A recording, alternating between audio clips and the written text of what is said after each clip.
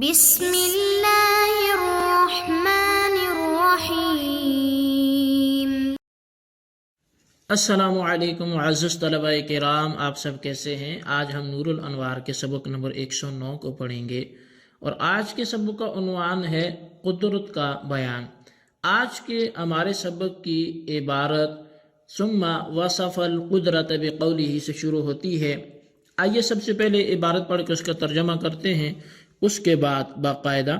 سبق کی وضاحت کی طرف بڑھتے ہیں۔ مصنف علیہ رحمہ لکھتے ہیں ثم وصف القدرت بقولہ یتمکن بها العبد من اداء ما لزمه للإيماء إلى أن هذه القدرة ليست قدرة حقيقية يكون معها الفعل وتكون علة له بلا تخلف۔ پھر مصنف نے قدرت کو اپنی قول یتمکن بها العبد من اداء ما لزمه کے ساتھ متصف کیا، اس بات کی طرف اشارہ کرنے کے لیے کہ یہ قدرت وہ حقیقی قدرت نہیں ہے کہ جس کے ساتھ فعل ہوتا ہے اور وہ فعل کی بلا تکلف علت ہوتی ہے۔ فَإِنَّ ذَلِكَ لَيْسَ مَدَارَ التَّكْلِيفِ، پس بے شک وہ قدرت مکلف ہونے کا مدار نہیں ہے، لِأَنَّهُ لَا يَكُونُ سَابِقًا عَلَى الْفِعْلِ حَتَّى يُكَلَّفَ بِسَبَبِهِ الْفَاعِلُ، اس لیے کہ وہ قدرت فعل پر مقدم نہیں ہوتی تاکہ فاعل کو اس سبب سے اس کا مکلف بنایا جائے، بل المراد بها ہا ہنا ہی القدرت التي بمعنى سلامت الاسباب والآلات وصحت الجوارح، بلکہ یہاں جو قدرت سے مراد ہے وہ اسباب و آلات کا سلامت ہونا اور اعضاء کا صحت مند ہونا۔ فإنها تتقدم على الفعل، پس بے شک یہ والی قدرت جو ہے وہ فعل پر مقدم ہوتی ہے۔ وصحت التکلیف انما یعتمد علی هذه الاستطاعت، اور مکلف ہونے کا صحیح ہونا وہ اسی استطاعت پر اعتماد کرتا ہے، اسی پر موقوف ہوتا ہے۔ فقدرت التوضی حین وجدان الماء والا فالتیمم، پس وضو کرنے والی کی قدرت وہ پانی کے پائے جانے کے وقت ہے ورنہ تیمم ہے۔ وقدرت توجہ القبلۃ حین عدم الخوف ووجود العلم والا فجہت القدرت او التحری، اور قبلے کی جو طرف توجہ کرنے کی قدرت وہ دشمن کے خوف کے نہ ہونے کے وقت اور علم کے پائے جانے کے وقت ہے ورنہ جہت قدرت یا جہت تحری ہے۔ وقدرت القیام حین الصحۃ وإلا فالقعود او الإیماء، اور قیام کی قدرت نماز میں وہ صحت کے وقت ہے ورنہ بیٹھ کے یا اشارے سے نماز پڑھنا ہے۔ وقدرت الزکوٰۃ حین ملک النصاب وإلا فهو معفو، اور نصاب کے مالک ہونے کی قدرت بھی وہ زکوٰۃ کی جو قدرت ہے وہ نصاب کے مالک ہونے کے وقت ہے ورنہ وہ معاف ہے۔ وقدرت الصوم حین الصحۃ والاقامۃ والا فالقضاء خلفہ، اور روزے کے لازم ہونے پر قادر ہونا، روزے پر قادر ہونا قدرت جو اس کی ہے وہ بھی صحت اور مقیم ہونے کے وقت ہے ورنہ اس کے پیچھے اس کا بھی جو خلیفہ ہے وہ قضا موجود ہے۔ وقدرت الحج حین وجدان الزاد والراحلۃ وصحت الاعضاء وامن الطریق والا فهو تطوع وعلى هذا القياس، اور حج کی قدرت وہ زاد راہ اور سواری اور اعضاء کا صحیح ہونا اور رستے میں امن کا ہونا، ان ساری چیزوں کے پائے جانے کے وقت ہے ورنہ وہ بھی تطوع ہے، صرف نیکی ہے، نفل ہے، اور اسی پر آپ دیگر بھی کئی چیزوں کو قیاس کر سکتے ہیں۔ جی طلبہ کرام، یہ ہمارے آج کے سبق کی عبارت اور اس کا ترجمہ تھا۔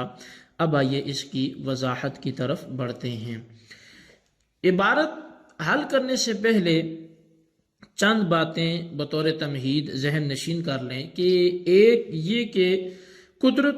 دو طرح کی ہوتی ہے، ایک قدرت حقیقیہ ہے اور دوسری اسباب و آلات کا سلامت ہونا اور اعضاء کا صحیح ہونا۔ قدرت حقیقی سے مراد اللہ تعالیٰ کی توفیق ہے۔ دوسری بات یہ ہے کہ قدرت حقیقیہ فعل کے ساتھ ہوتی ہے اور فعل کے لیے علت ہوتی ہے، اور قدرت بمعنی سلامت اسباب و صحت اعضاء یہ فعل سے مقدم ہوتی ہے۔ اب تیسری بات یہ کہ انسان کو مکلف کرنے کا مدار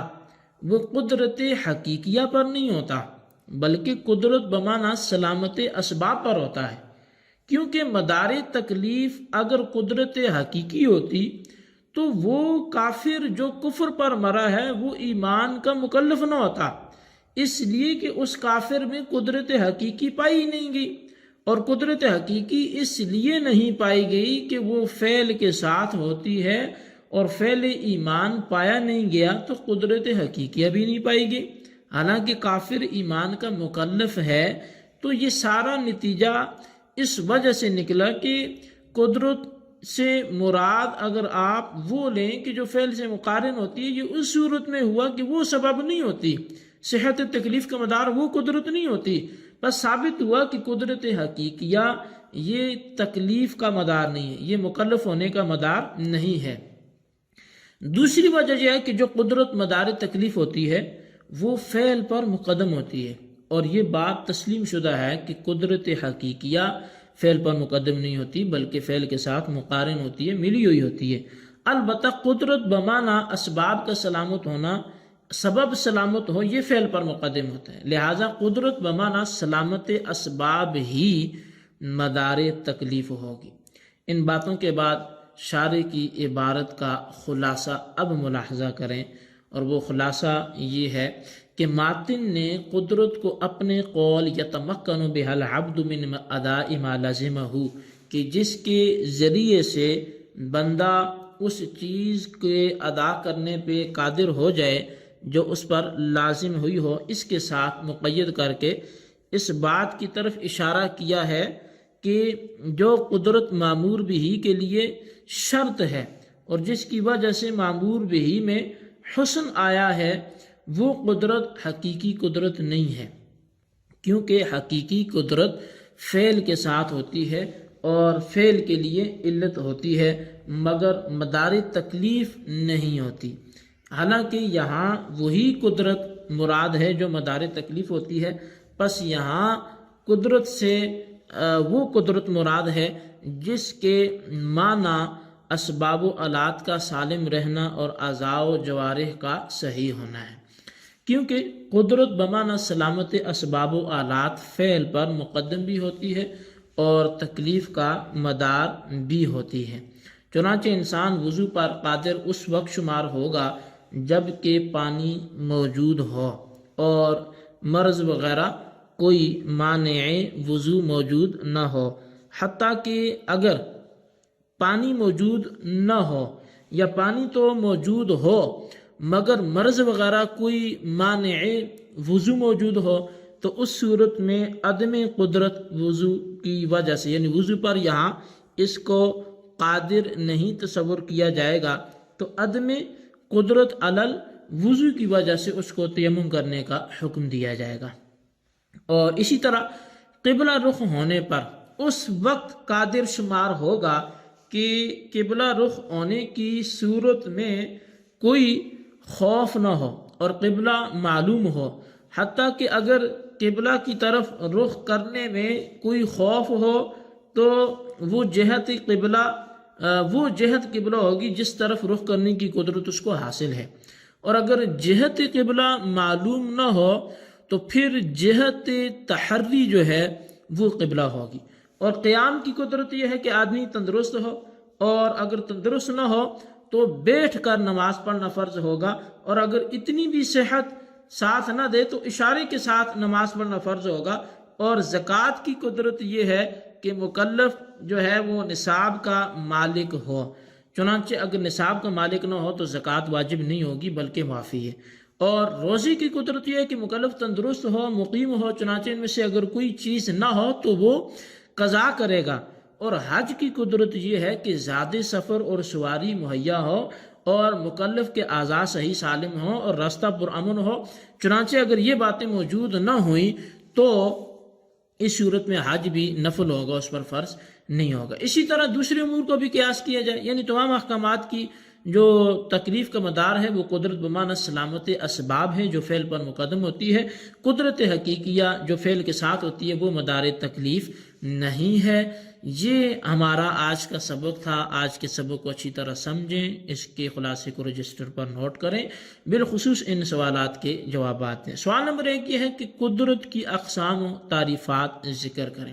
اور سوال نمبر 2 یہ ہے کہ یہاں مدار تکلیف کون سی قدرت بنتی ہے، کسی ایک مثال سے واضح کریں۔ اللہ تبارک و تعالیٰ سے دعا ہے جو کچھ ہم نے پڑھا سنا اسے یاد رکھنے کی توفیق نصیب فرمائے۔ آمین بجاہ نبی الامین صلی اللہ علیہ وسلم۔